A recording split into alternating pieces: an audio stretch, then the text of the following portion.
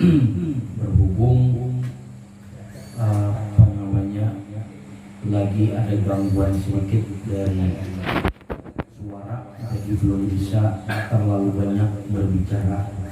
Jadi malam ini dari ulasan pertanyaan saja antara kita, siapa yang mau bertanya dari segala apa pelajaran-pelajaran yang kita kaji di malam Sabtu yang mungkin belum terpahami, silahkan dipertanyakan. Boleh sekitar 5 sampai 6 pertanyaan. Untuk lebih jelasnya saya minta ditulis di kertas aja ya. Jadi nanti saya tinggal membacakan apa-apa yang dipertanyakan. Silakan, saya kasih waktu sekitar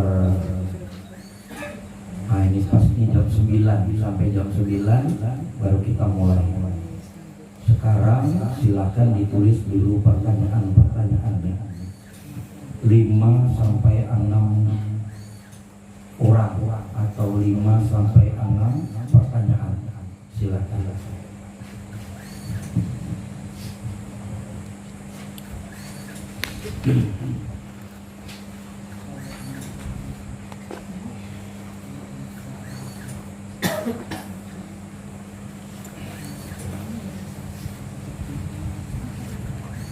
Yang live boleh juga, mungkin ada yang mau dipertanyakan, silakan dihubungi bagian apa namanya teknisi apakah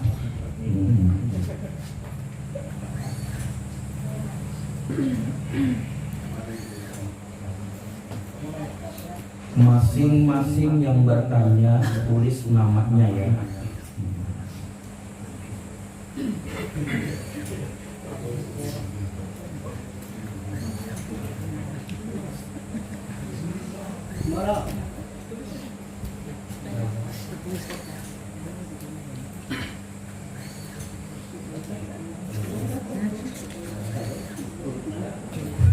Ditulis di kertas.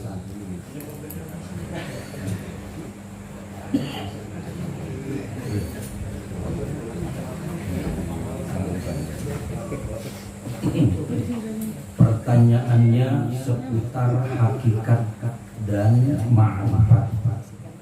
Boleh dari pelajaran-pelajaran yang telah kita pelajari maupun mungkin pertanyaan yang ada di hati juga boleh, selama terkait tentang hakikat dan ma'rifat.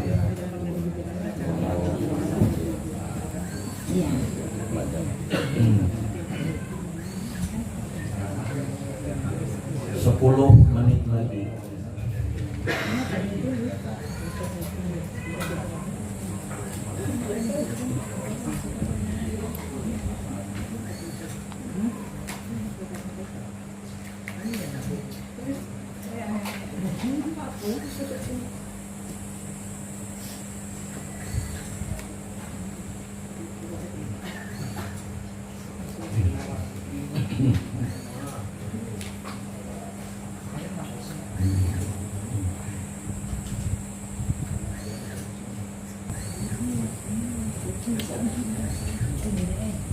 Atau ada lagi kan? Sudah, ada lagi. Betul. Kalau waktunya masih ada itulah. Biasa satu pertanyaan 1 jam aja.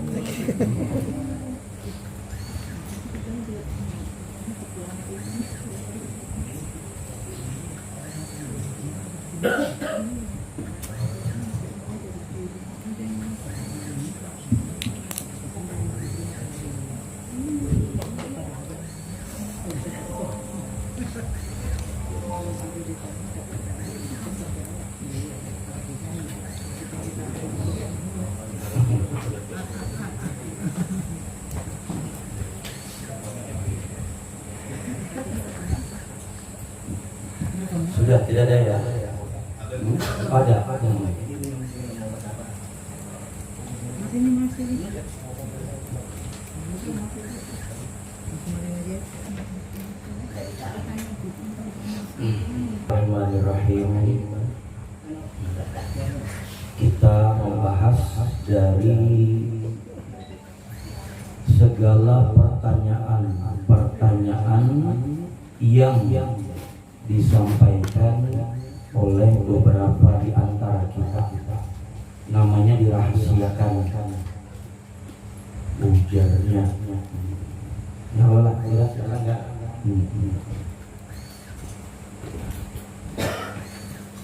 Ada yang bertanya nomor 1. Ada yang bertanya nomor 1. Di sini tulisannya, saya mau tanya guru tapi takut salah. Hai, mana pertanyaan? Tahu ini di bawahnya. Karena sebelum memakai saya berucap dalam hati. Andanya egonya kecil sedikit Pak.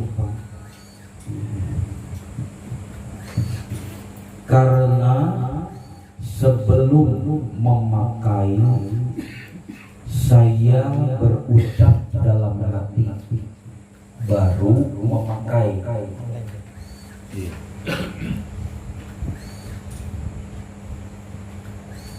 Apa yang dipakai ini? Oh, di bawahnya ini kalau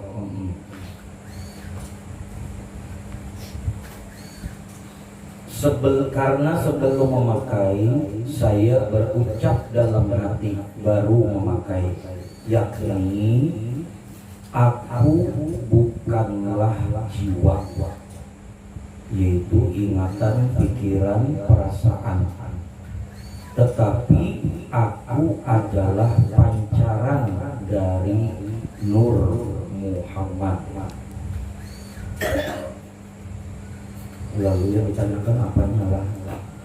Artinya mungkin maksudnya bujur ajakah begitu, itulah.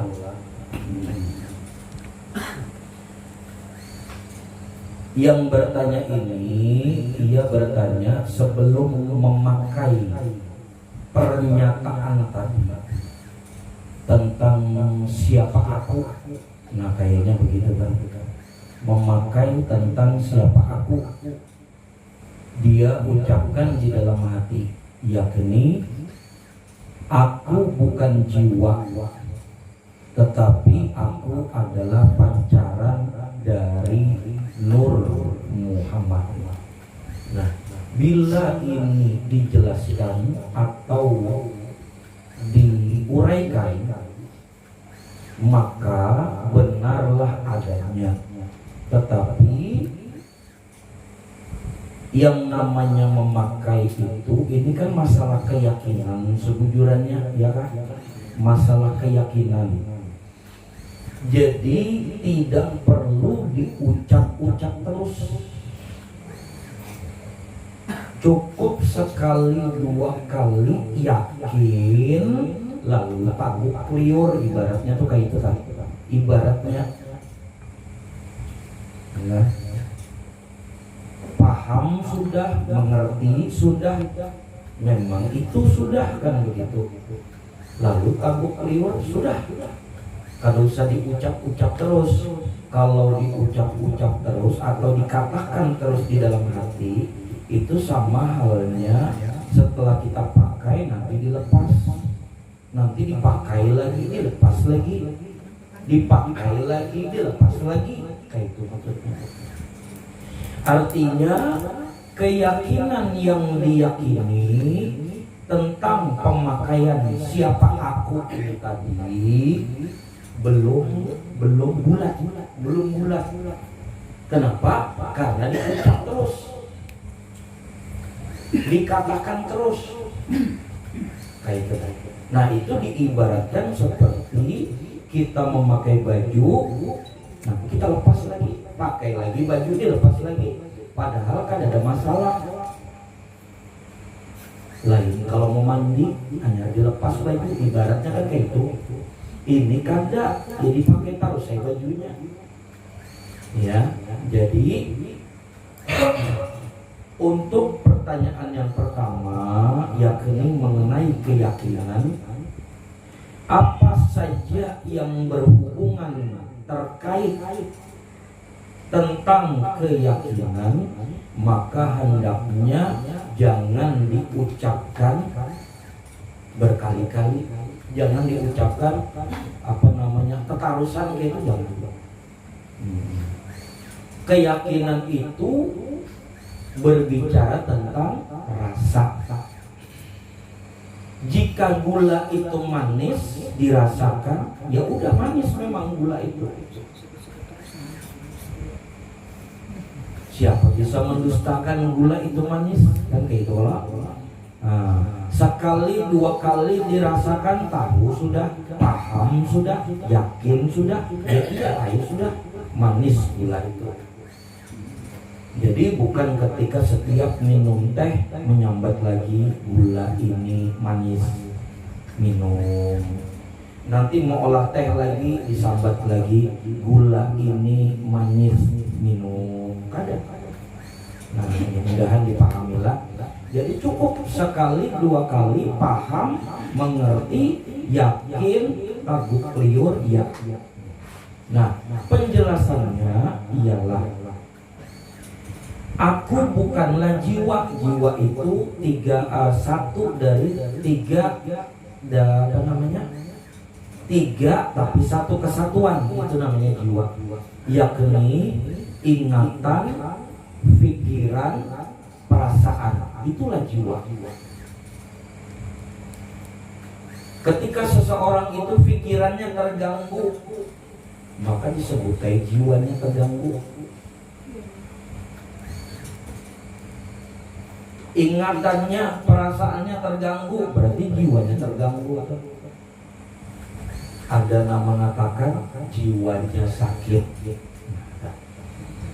Ketika pikirannya terganggu, berarti jiwanya sakit. Ketika ingatannya terganggu, berarti jiwanya sakit. Ketika perasaannya terganggu, berarti jiwanya sakit. Bila ketiganya ini parah sakitnya, berarti masuk RSJ sudah. Nah, istilahnya kayak gitu. Nah, jadi dikatakan bahwasannya kata Rasulullah, ana abal arwah.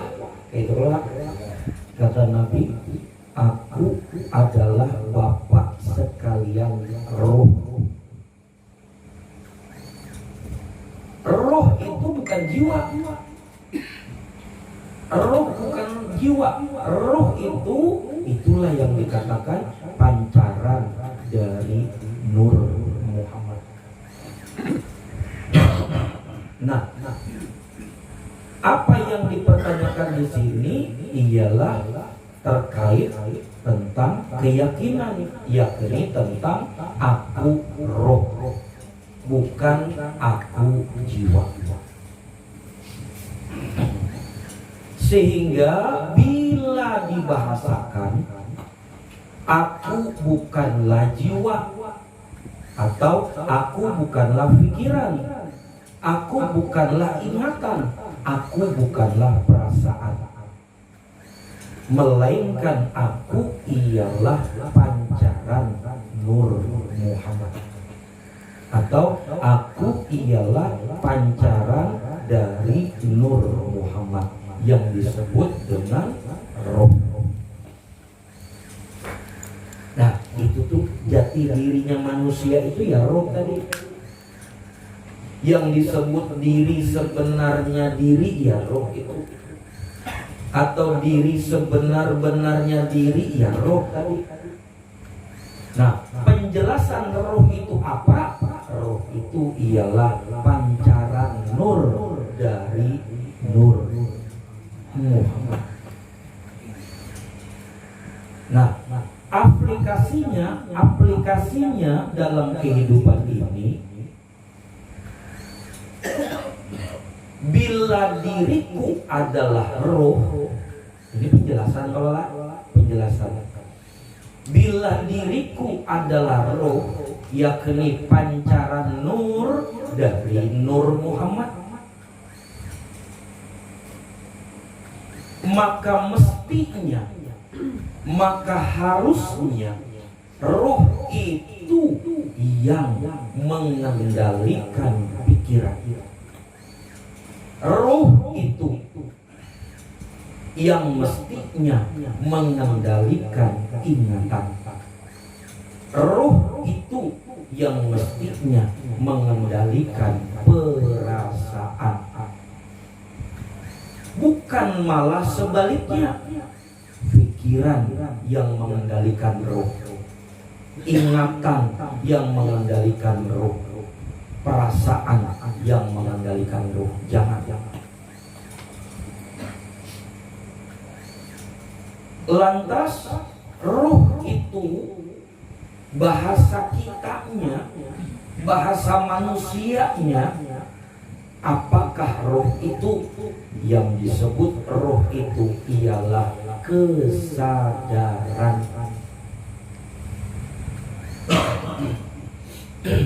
Roh itu ialah kesadaran. Bila ditanyakan lah, semua anena yang hadir ini sadar kada duduk di sini? Sadar kada? Nah kalau sadar itu berarti roh itu nambah pada sadar itu nasi roh tadi. Roh itu menyadari kalau dia ada di sini. Nah itu namanya kesadaran. Itulah roh.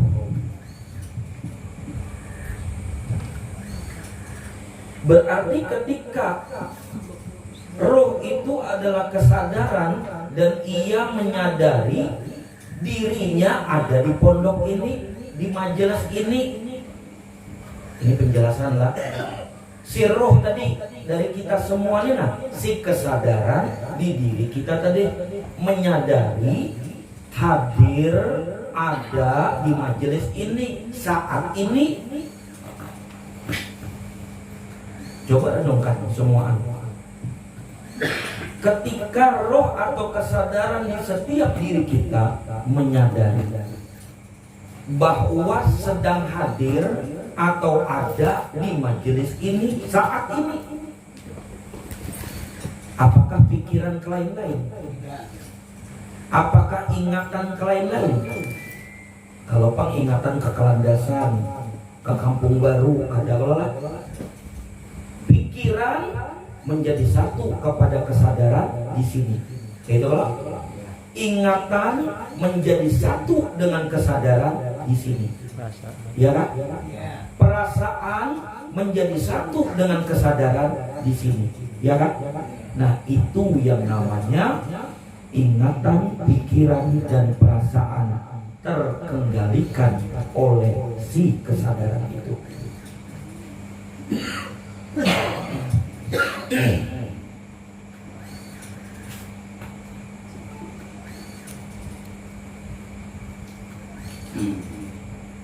Ini berapa minggu ini beberapa kali menunjuk terus kita kan kadang di sini, kadang di mana.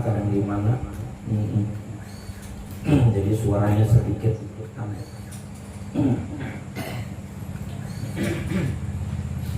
Nah, bila si kesadaran roh tadi ada di sini, tapi pikirannya ke wadah kawannya, mungkin di Kelandasan, ingatannya entah merantau ke masa lalunya, perasaannya mungkin perasaannya mungkin teringat akan rasa sakit di hatinya misalkan.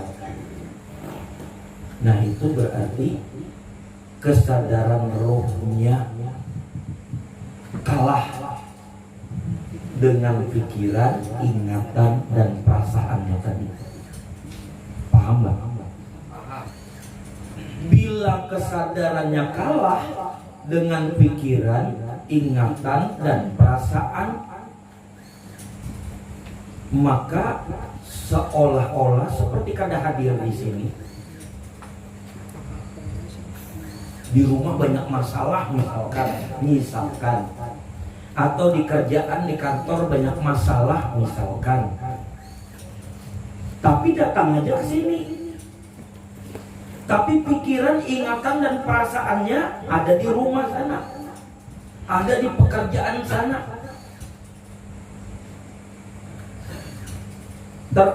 Terkontaminasi dengan persoalan permasalahan itu.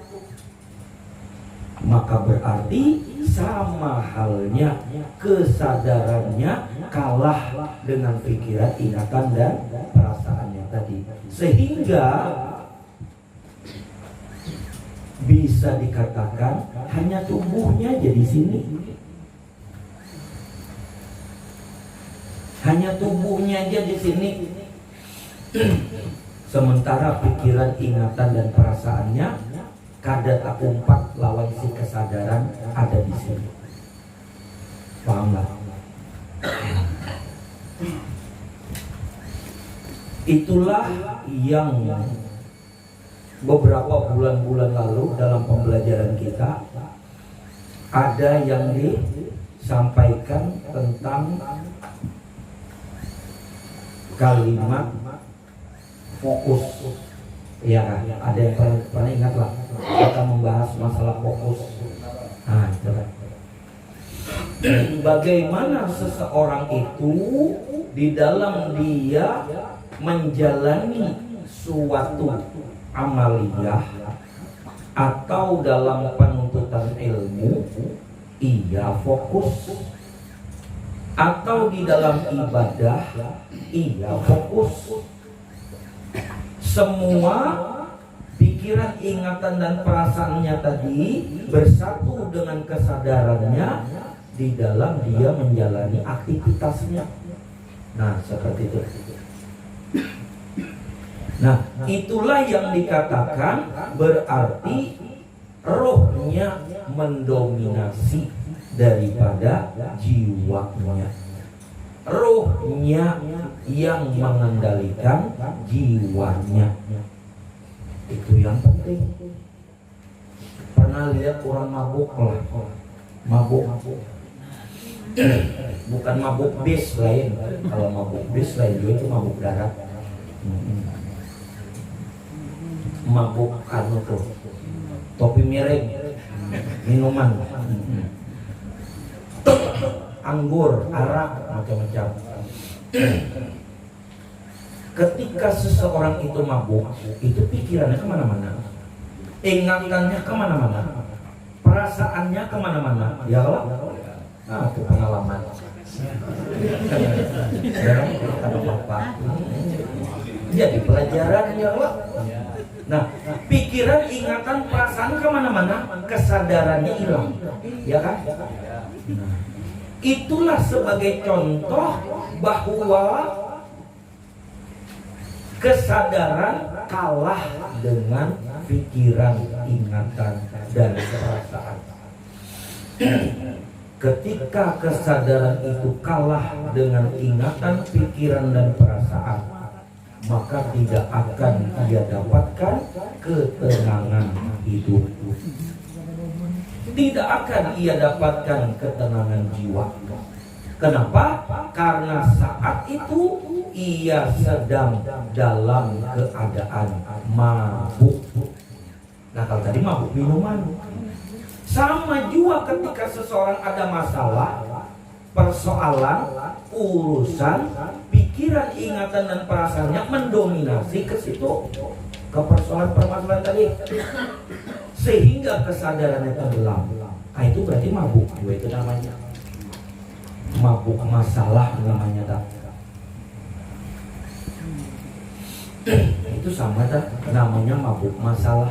Apa bedanya dengan orang mabuk minuman yang sempoyongan ke kanan dan ke kiri, jatuh paret, bangga, aku jatuh, udah jatuh. Kalau belum jatuh ke dalam paret, belum jatuh lagi.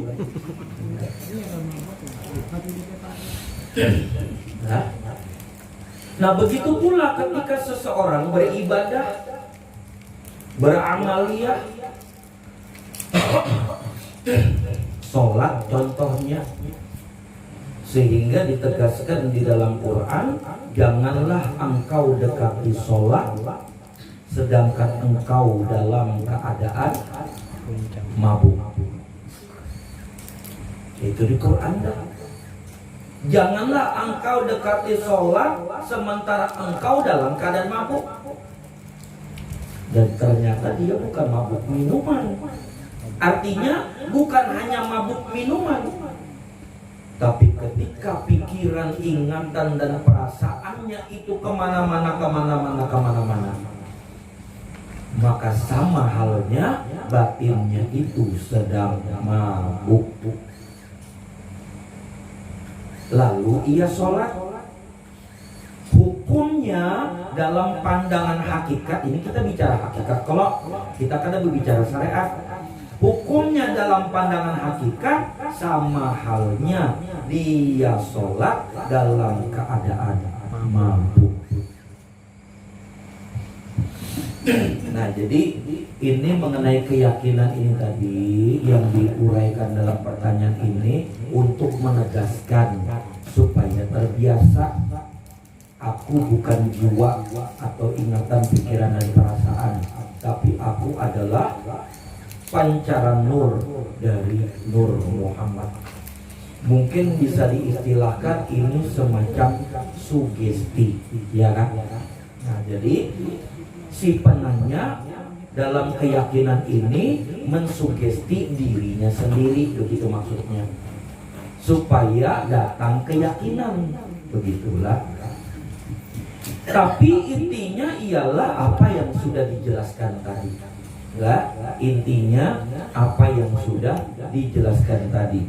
Jangan sampai roh itu atau kesadaran itu kalah dengan pikiran, ingatan, dan perasaan.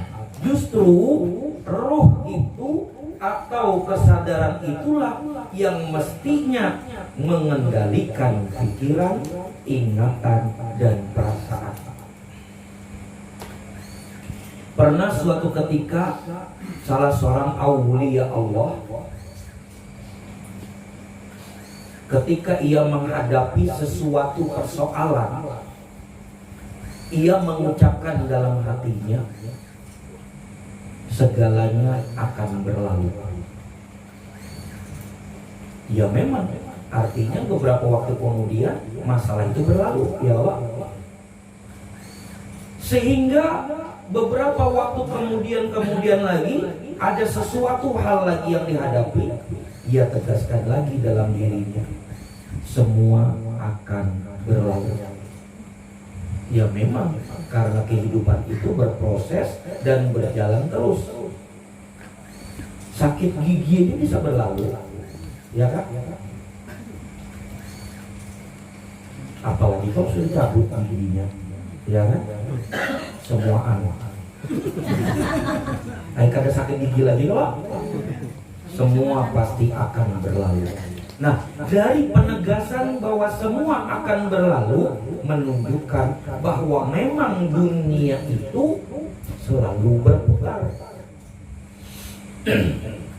Ada kalanya di bawah, ada kalanya di atas roda kehidupan. Ada kalanya suka, ada kalanya duka. Ada kalanya tangis, ada kalanya tawa. Ada kalanya sedih, ada kalanya bahagia. Ada kalanya susah, ada kalanya senang. Begitu kan? Nah, mereka yang cerdas, dia selalu menyikapi bahwa Allah menuntun seseorang itu untuk menuju kepada Allah dengan diberikan tempaan hidup. Sehingga tempaan hidup itu tidak mengganggu kesadaran ruh dalam perjalanan dia menuju Allah. Nah, tempaan itu kalau dia mau mempengaruhi kesadaran, dia lewat pikiran, ingatan, perasaan. Tapi bila ruhnya atau kesadarannya itu masih labil, maka dia akan kalah dengan pikiran, ingatan, dan perasaan tadi.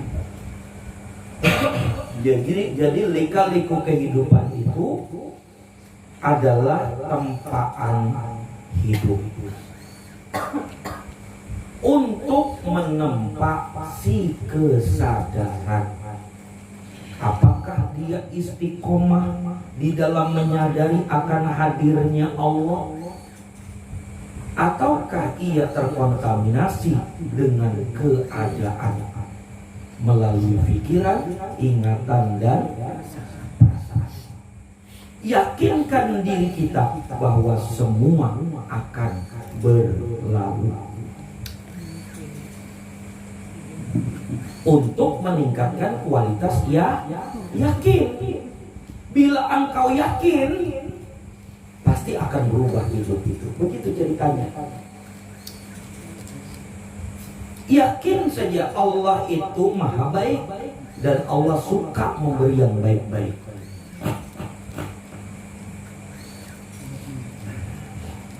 Tapi bukan berarti ketika yakin kan ada ikhtiarnya, lain gue ceritanya lah.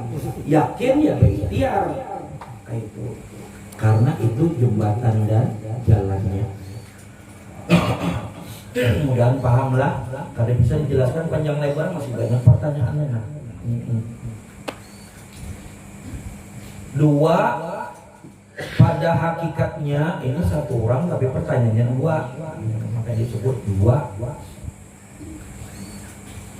Pada hakikatnya naik turun nafas ini adalah Nur Muhammad. Ini kayak apa bilang pertanyaannya maksudnya? Salah dulu. Hah? Salah. Itu salah kan? Oh, kurangnya kan? Berarti dada. Jadi itu saya mau tulis tadi. Pada hakikatnya naik turun nafas ini adalah kenyataan wujud dari baginda Rasulullah. Iya, terus pertanyaannya? Iya, jadi maksudnya sama dengan yang pertama, guru. Jadi saya itu selalu mengucap dalam hati, baru saya memakai naik turun nafas itu. Oh, begitu. Setelah mengikrarkan atau mensugesti tadi, lalu kemudian Amalia merasakan naik turun nafas gitu kan? Tapi kalau aja tadi sudah ya penjelasannya ya, berarti sudahlah.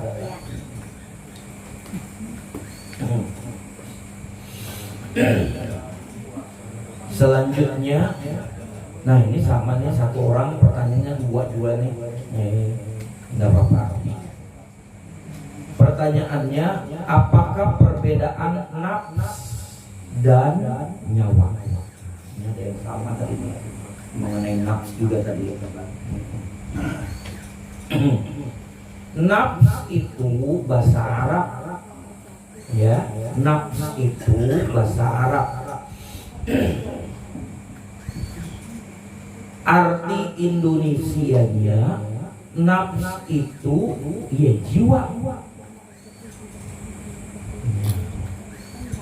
Nafs itu bahasa Arab. Arti Indonesianya adalah jiwa. Jiwa itu tadi sudah dijelaskan, yakni satu kesatuan dari pikiran, ingatan, perasaan. Hafali 3 aja lah. Masa 3 juga ada bisa hafal? Ya Allah.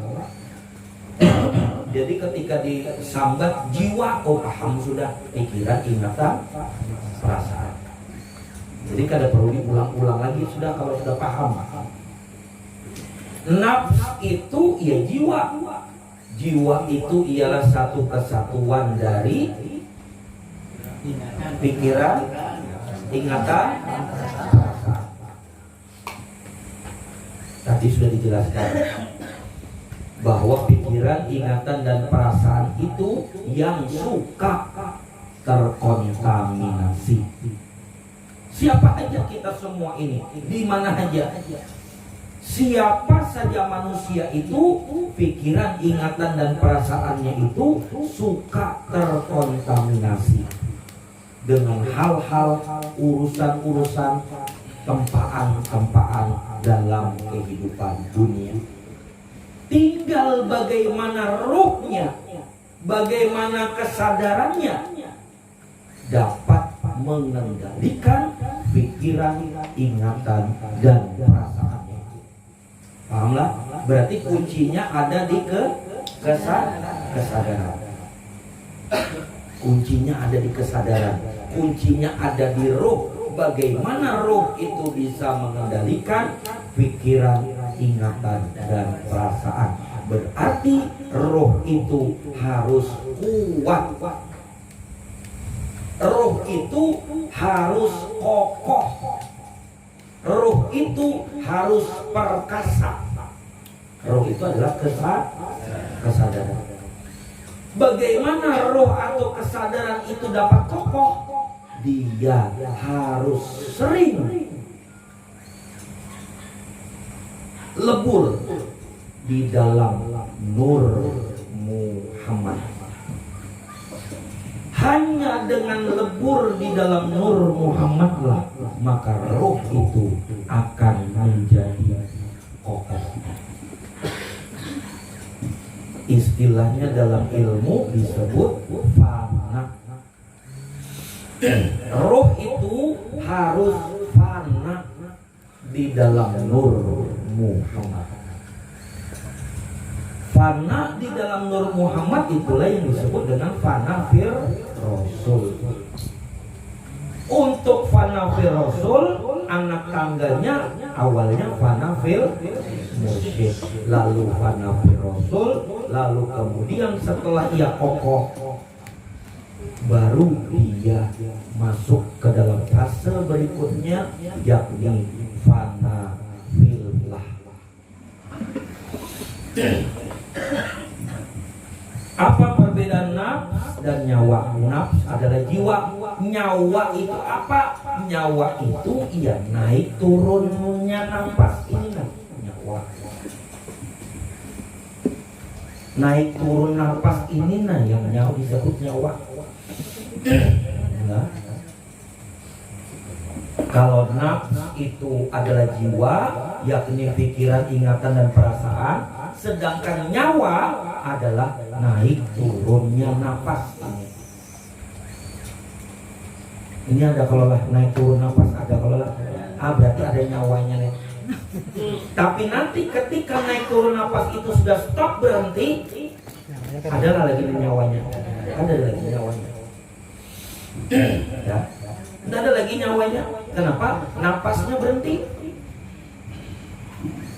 Tapi pikirannya apakah masih ada? Bisa ada. Buktinya di otopsi. Otopsi. Hah? Kalau di rumah sakit tuh kalau lah otaknya dibelah, di otopsi, diselidiki, bisa tuh kelihatan memori-memorinya.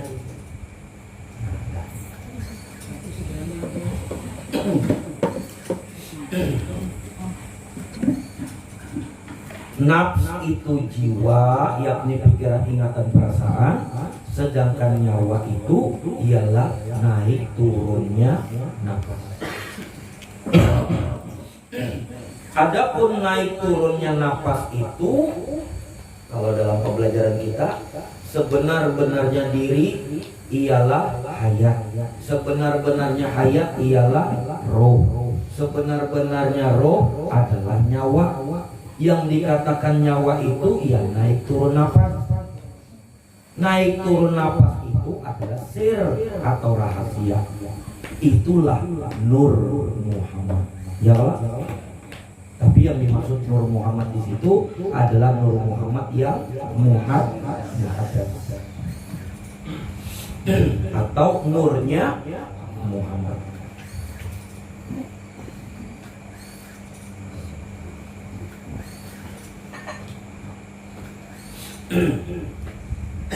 Di manakah duduknya di dalam diri? Nah, itu tadi sudah sekalian ya.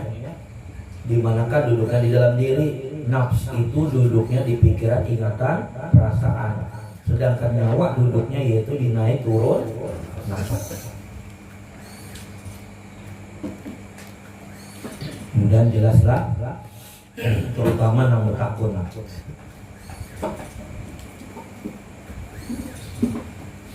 Kalau jelas, paham, lalu tabuk liur.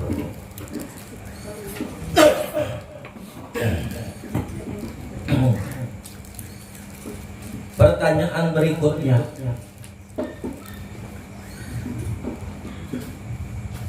bila mana atau apa tandanya seseorang itu dianggap seorang murid dari seorang mursyid? Secara lahiriah adanya proses belajar dan mengajar, itu berarti ada murid, ada mursyid. Itu secara lahiriah. Tapi karena kita berbicara tentang hakikat, ya Allah, karena kita berbicara tentang hakikat atau mengkaji hakikat,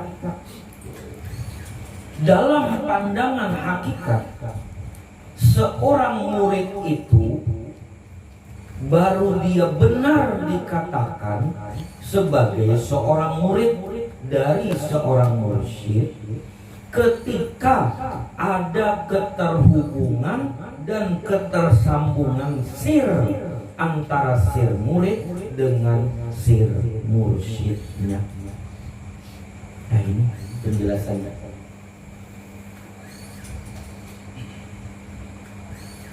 Itulah baru benar-benar dikatakan ia bermursyid atau ia sebagai murid bagi seorang mursyid ketika seorang murid itu dan mursyidnya telah terhubung dan tersambung sir.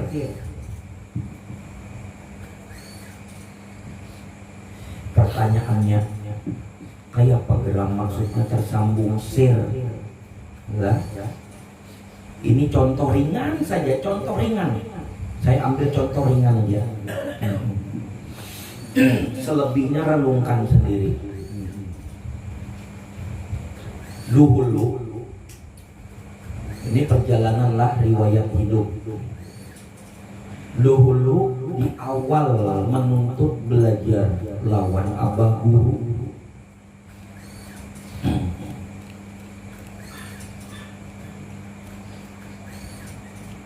masing-masing murid kesadaran di dirinya itu tumbuh. Masing-masing murid, wallahualam apakah semua, tapi hampir semua pak waktu itu. Ini contoh ringan aja lah, contoh ringan. Masing-masing murid kesadaran di dirinya itu tumbuh. Siapa yang datang ke majelis Abah Guru Jumri waktu itu, hampir rata-rata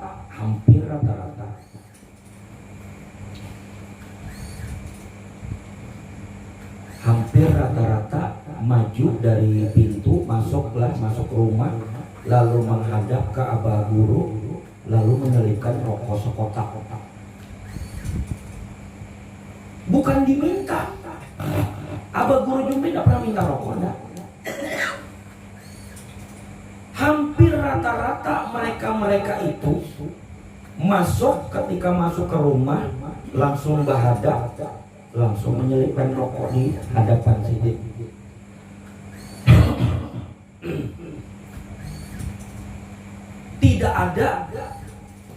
Tidak ada terbetik di hati mereka. Kalau saya simak nih, saya pribadi menyimak, kadada di hati mereka itu terbesit, si Fulan sudah bawa rokok, berarti aku kada bawa rokok, kada apa-apa. Kadada kesadaran mereka. Bila ada rezeki bawa, bila kadada ya kadada, itu aja. Kalau pangdikala itu ada aja duit di kantong, tapi kadang menukar rokok, itu hal yang sepele. Bisa nggak dipahami lah? Ini saya cerita ini bukan berarti saya minta rokok, adalah lain cerita lain, ini berkaitan tentang rasa, pahamlah, tentang rasa. Yang intinya adalah bagaimana rasa si murid kepada mursyidnya tadi itu.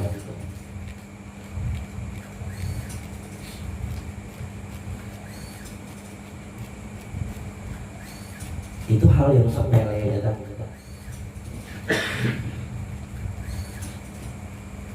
Kalau orang-orang sekarang mungkin terpikirnya lain.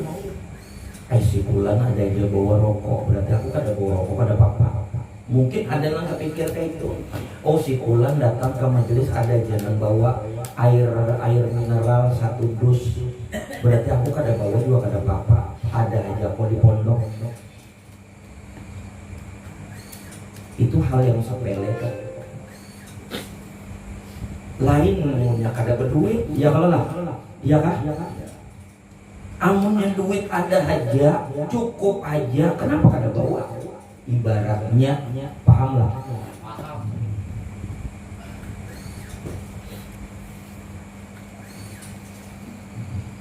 Belum lagi kalau terpikir misal apa, belum lagi misalkan mana kada tahu mursyidnya di rumah ini makan atau kada.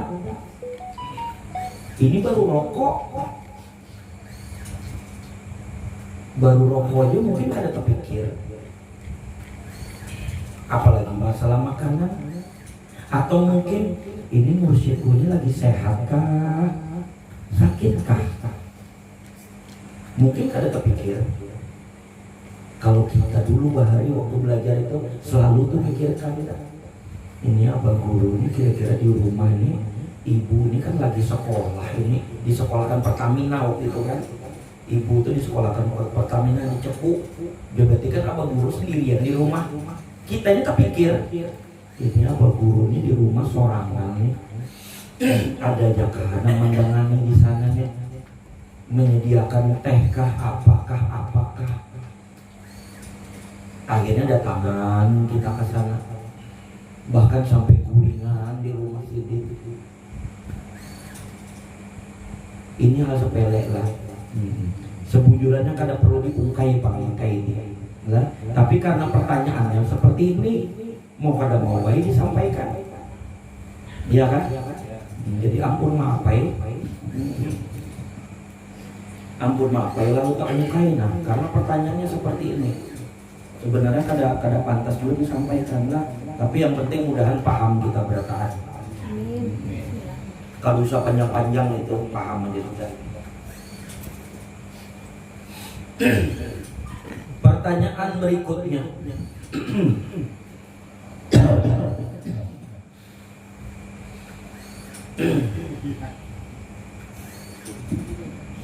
Selain jiwa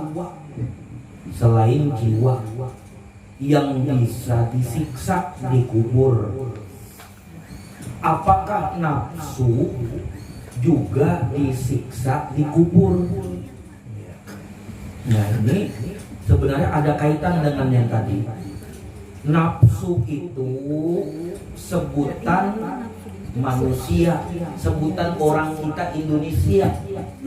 Lah, nafsu itu sebutan orang kita Indonesia, menyebutnya nafsu.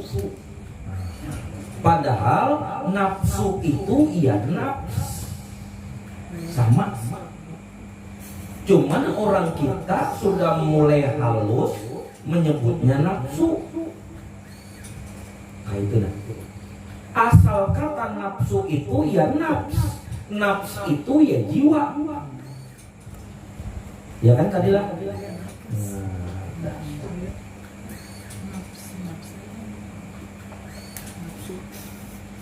Arti Indonesianya kedirian. Nafs itu atau nafsu atau jiwa, arti kitanya ialah yang biasa disebut kedirian. Kadang kita kalau berfitrah, ya Allah, berfitrah berapa jiwa ya? Ya kan kayak itu loh. Berapa jiwa? Artinya berapa diri? Kedirian si insannya ini nah. Si insannya tadi berapa jiwa? Oh satu jiwa aja tapi ada tanggungan Pak. Berarti bukan satu jiwa itu ngarannya. Tanggungannya 5 berarti 6 kan begitu. Berarti ada 6 diri. Nah itulah jiwa atau nafsu itu sama saja. Itulah yang bisa disiksa di dalam kubur. Pikiran, ingatan, perasaan. Kalau mau tahu siksaan di kubur tentang si jiwa itu, bagaimana ia disiksa dalam kubur, contohnya ialah dalam tidur. Karena mati itu adalah saudaranya tidur, kata Nabi. Mati itu saudaranya tidur. Yang namanya saudara pasti ada kemiripan, ya kan? Bagaimana kematian itu, tak ubahnya begitu pula yang namanya tidur. Begitu pula siksa saat kematian yang disebut siksa kubur, begitu pula yang dialami seseorang ketika tidur. Bila dalam keadaan jaganya, dalam keadaan bangunnya, hatinya lebih cenderung gelisah, lebih cenderung kacau, lebih cenderung merana, lebih cenderung gurah, gusar, ya kan? Macam-macam. Apalagi dikejar kolektor. Hayu aja begitu guring, macam-macam tuh. Macam-macam mimpinya kada baik berataan. Kenapa? Karena ketika dia tidur, mimpinya itu adalah refleksi dari pikiran, ingatan, dan perasaan. Ketika dalam keadaan jaga, dalam keadaan bangun, dia lebih condong kepada hal-hal yang membawa gelisah, gundah, gulana, stres bahkan, kacau bahkan. Maka itu akan merefleksi ketika dia tidur, lalu menjadi mimpi yang gak karu-karuan tukang sudah. Pernah lah alami hal begitu, mimpinan kada kekaruan, ya kan? Mimpi buruk, ya kalau karena waktu bangunnya dikejar kolektor. Misalkan apa? Kadosa itu dalam keadaan bangunnya aja nah, ada mungkin yang diinginkannya. Apakah misalkan sebuah barang entah apa, kepingin betulnya hendak diisi barang itu, kepingin benar hendak menukar barang itu, membeli barang itu. Sehari, 2 hari, 3 hari, makin jadi kepinginnya tadi. Termimpi kada? Nah itu ya Allah. Itu baru di dalam mimpi itu sudah terasa siksaan yang tadi. Maka begitu pula lah di dalam kubur. Panjang kalau dikisahkan.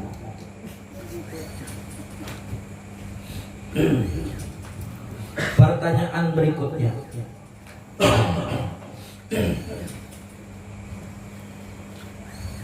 Kita harus rasakan hadirnya Allah, benar? Harus itu wajib bahkan merasakan hadirnya Allah. Karena Allah itu wa huwa ma'akum ainama kuntum. Ia sertamu di mana kamu berada. Jika ia itu sertamu di mana kamu berada, engkau kada menghiraukan. Berarti siapa yang akan dihiraukan?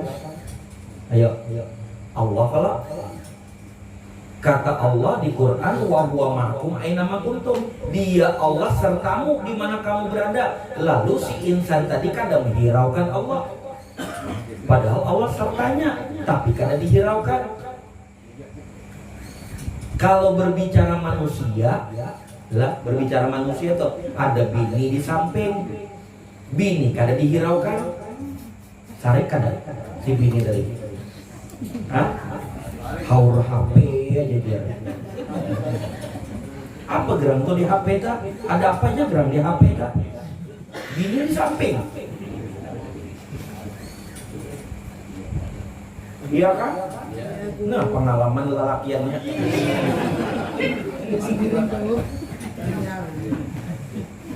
Kurang bungaskah aku jadi? Sudah nikah jalan HP jadi.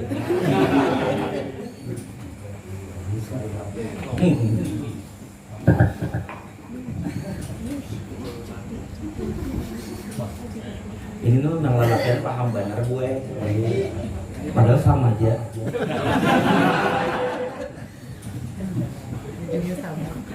Iya kan? Nggak iya dia. Tapi itu banyak laki Pak.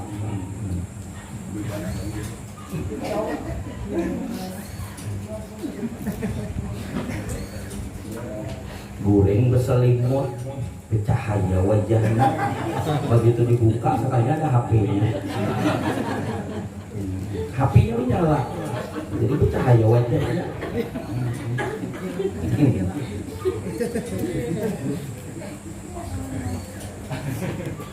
Kita harus rasakan hadirnya Allah. Iya. Pertanyaannya, apa hubungannya dengan qudrat, iradat, ilmu, hayat, sama basar, kalam? Sedangkan kita disuruh jangan merasa melihat, jangan merasa mendengar, jangan merasa berilmu, jangan merasa kuasa, jangan merasa berkehendak dan lain sebagainya. Apa hubungannya? Maka ada kudrat, iradat, ilmu, hayat sama basar, kalam. Ya. Namun kita disuruh jangan merasa melihat. Nah, ini maksudnya janganlah engkau merasa bisa melihat jika bukan Allah yang melihatkan engkau. Kayak itu maksudnya. Jangan engkau merasa bisa mendengar, tapi yakinilah engkau mendengar itu karena Allah mendengarkan, maka mendengar. Janganlah engkau merasa berilmu. Nah ini sama nih. Tapi yakinilah karena Allah lah yang menurunkan ilmu itu kepadamu, menurunkan ilmunya kepadamu sehingga engkau tahu. Paham lah? Berarti sejatinya nang alim siapa? Allah. Gitu. Begitu kalau lah pertanyaannya maksudnya lah. Sehingga kada teakui ke diri. Itu yang maksudnya pertanyaan ini. Jangan sampai teakui diri. Nang hidup, aku nang mendengar, aku nang melihat, aku yang berkata-kata dan seterusnya.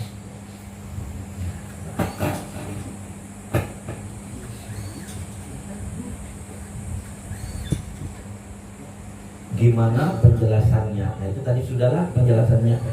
Mudahan paham lah. Paham aja Pak, insyaallah. Hah? Apa mau dijelaskan lagi? Hah? Tambahi.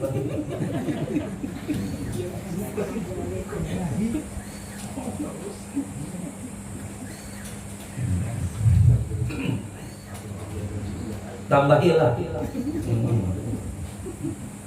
Uja ikan wani piro ya.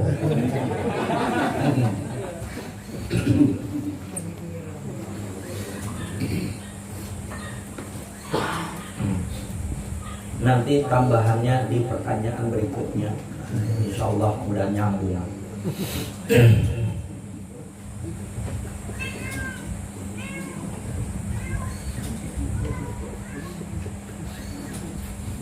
pertanyaan. Baik, ini berat ini pertanyaannya nih. Sedikit aja pertanyaannya, tapi jawabannya berat. Yang manakah nur manikam pada diri?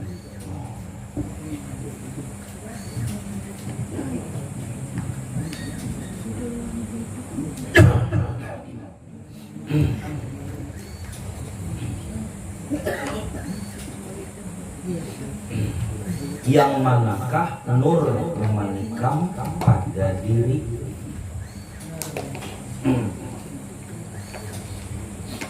Nur manikam itu dalam pengetahuan hakikat, dalam pengetahuan hakikat yang disebut dengan nur manikam itu ialah rasa Nur Muhammad atau rasanya Nur Muhammad. Itulah nur manikam.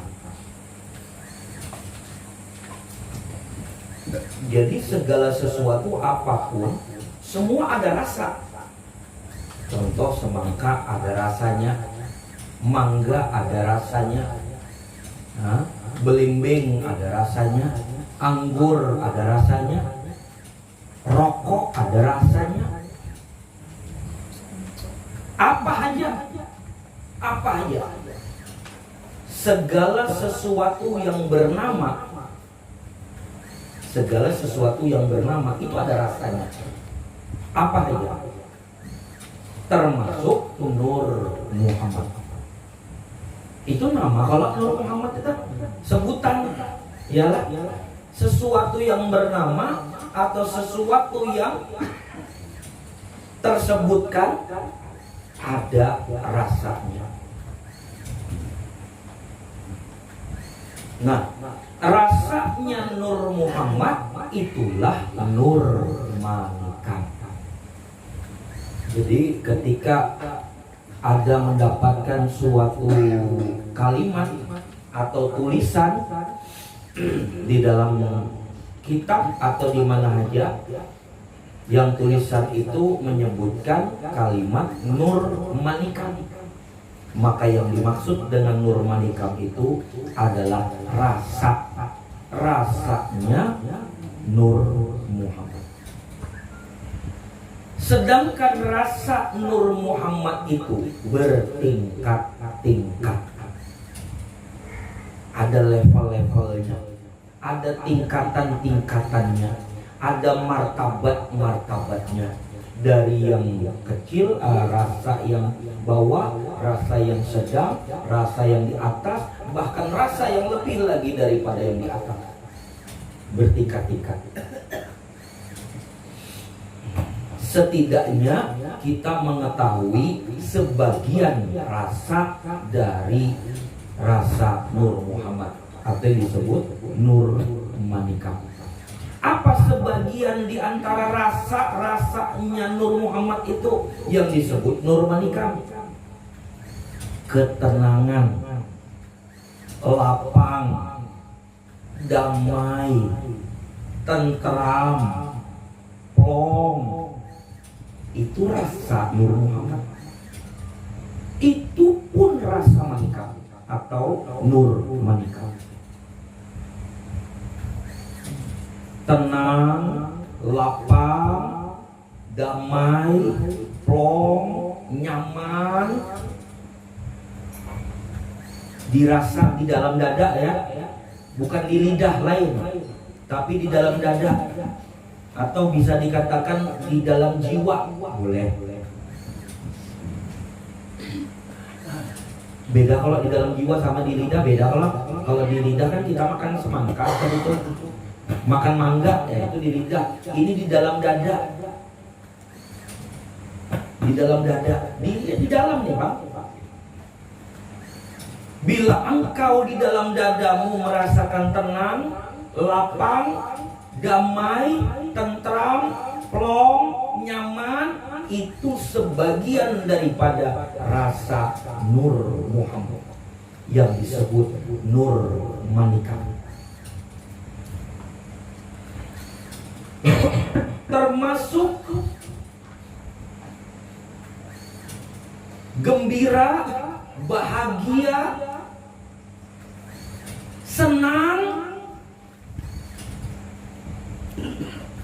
Itu pun bagian daripada rasanya Nur Muhammad yang disebut Nur Manikam.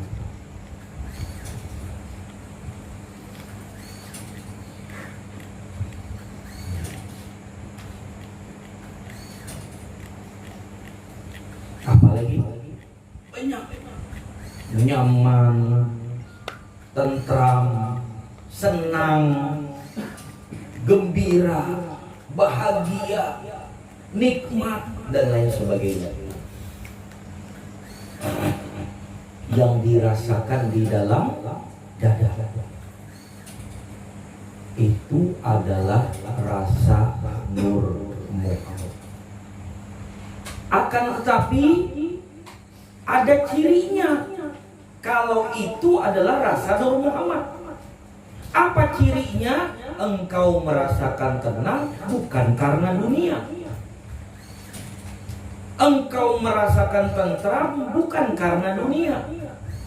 Engkau merasakan damai, lapang, plong bukan karena dunia. Cirinya ialah ketika engkau merasakan tenang, tentram, lapang, damai, plong, nyaman, gembira, bahagia, senang, bahkan nikmat, karena engkau yakin sir Allah, sir Nur Muhammad meliputi dirimu, menyertai dirimu, ada sertamu. Nah, itu cirinya. Baru itu dikatakan Nur Manikam, rasanya Nur Muhammad.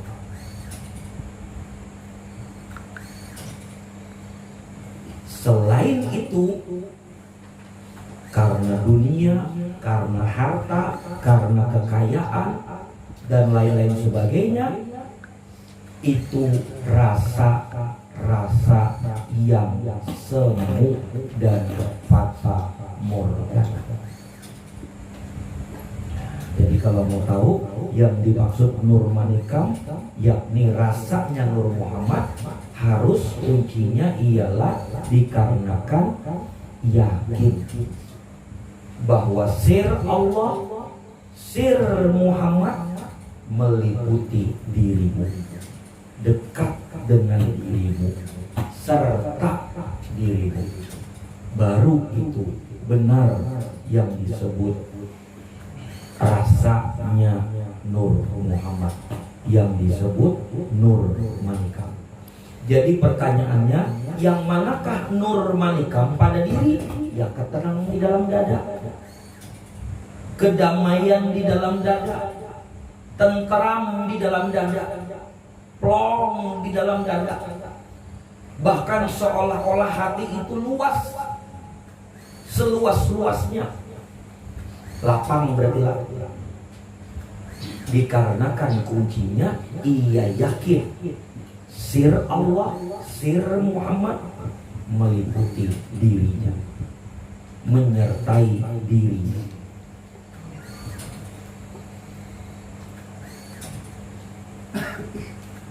Itulah Nur Manikam. Nah, ketika itu, keyakinan yang demikian itu sudah mendarah daging, katakanlah, di kedalaman dirinya, dia tidak lagi sangkal bahwa sir Allah, sir Muhammad meliputi dirinya, menyertai dirinya, selalu ada dalam tanda kutip bersamanya. Maka otomatis tubatil, penglihatan dirinya adalah penglihatannya, pendengaran dirinya adalah pendengarannya, perkataan dirinya adalah perkataannya, ilmu di dirinya adalah ilmunya. Bahkan hidup di dirinya adalah hidupnya. Sehingga dia melihat karena Allah yang melihat. Sehingga dia mendengar karena Allah yang mendengar. Sehingga dia berkata-kata karena Allah yang berkata-kata, bukan dia lagi. Nah, itu hubungannya ke situ tadi.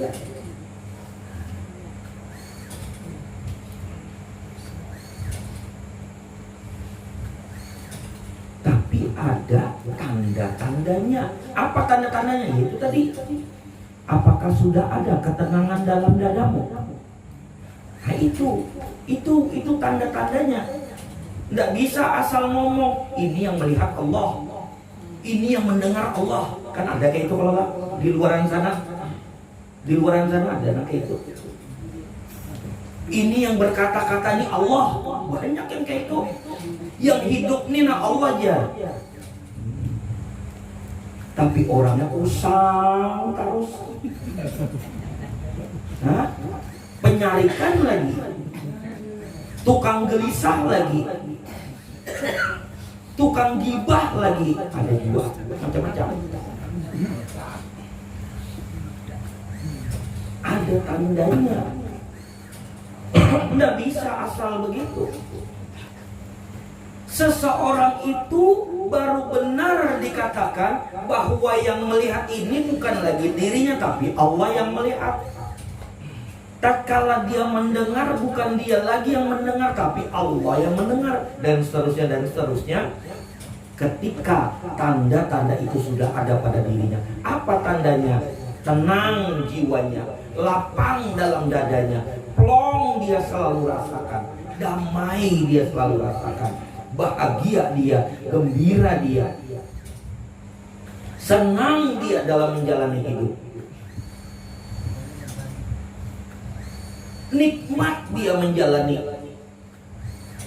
setiap proses lika-liku kehidupan. Nah, itu tanda-tandanya.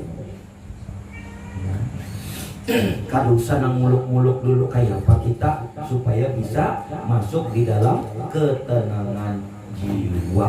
Itu aja dulu. Ilmunya boleh tahu sudah, ya kan? Tapi prosesnya bagaimana setiap diri kita dapat mengaplikasikan di dalam ketenangan jiwa. Ketenangan jiwa itu berarti tenang pikiran, ya Allah, tenang ingatan, tenang perasaan, ya kan? Bagaimana tenang pikiran itu, bagaimana tenang ingatan itu, bagaimana tenang perasaan itu? Selalu sadar Allah sertamu, selalu sadar Allah bersamamu, selalu sadar Allah meliputimu. Itu aja kuncinya. Itu aja kuncinya.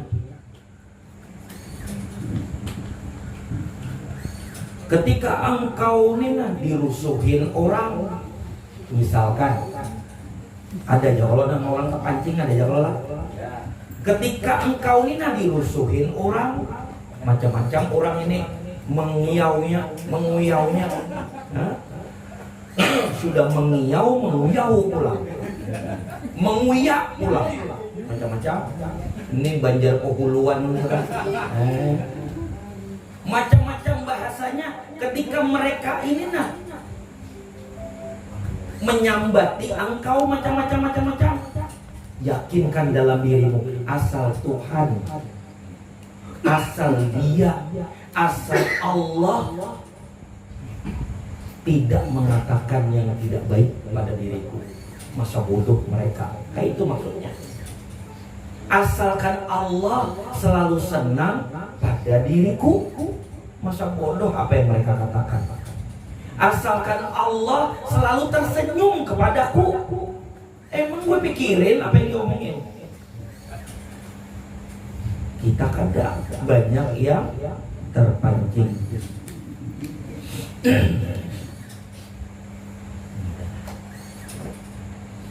Ketenangan jiwa sangat penting sekali. Sebab itulah yang akan dipanggil oleh Allah. Ya ayyatuhan nafsul mutmainnah irji'i ila rabbiki ibadi radiyatan mardiyah fadkhuli fi ibadi wadkhuli jannati. Boleh satu pertanyaan lagi, silakan. Angkat tangan aja.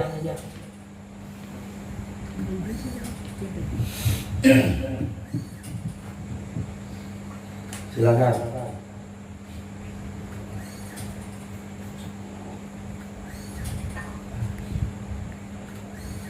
Ada?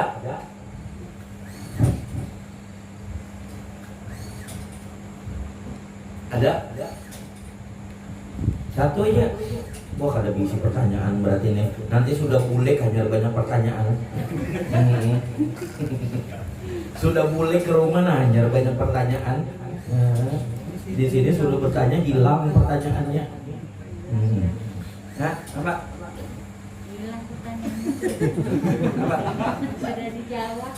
Oh, sudahlah. Sekali lagi saya tegaskan mengenai Nur Manikam. Nur Manikam itu adalah rasanya Nur Muhammad. Apa itu rasanya Nur Muhammad?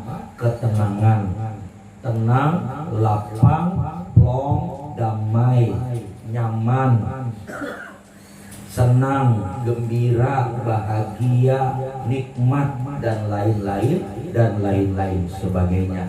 Kuncinya dia tenang, lapang, damai dan sebagainya tadi karena yakin.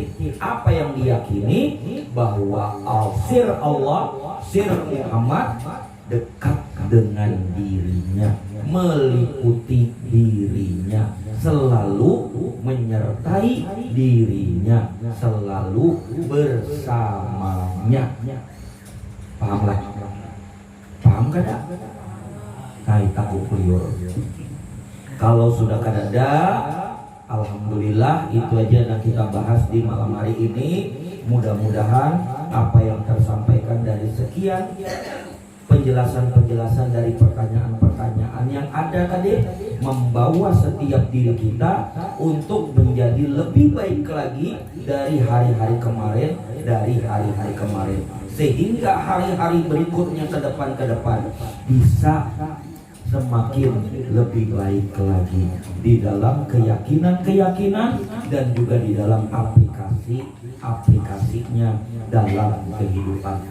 Semoga Allah memberkati setiap diri kita dengan berkah Allah, berkah Rasulullah Muhammad SAW, dan semoga dikumpulkannya kita nantinya sama-sama menjadi orang-orang yang terkumpul di dalam majelis Rasulullah SAW. Dan begitu pula di akhir masa kita, semoga harapan kita bersama, kita semua nantinya akan wafat dan dipanggil Allah masuk di dalam husnul khotimah. Cukup sekian apa yang tersampaikan di malam hari ini. Allahumma sholli ala Muhammad. Allahumma sholli ala rasulika sayyidina Muhammad. Allahumma sholli ala rasulika sayyidina wa habibina wa syafina wa dhuratina wa barakatina wa maulana Muhammad.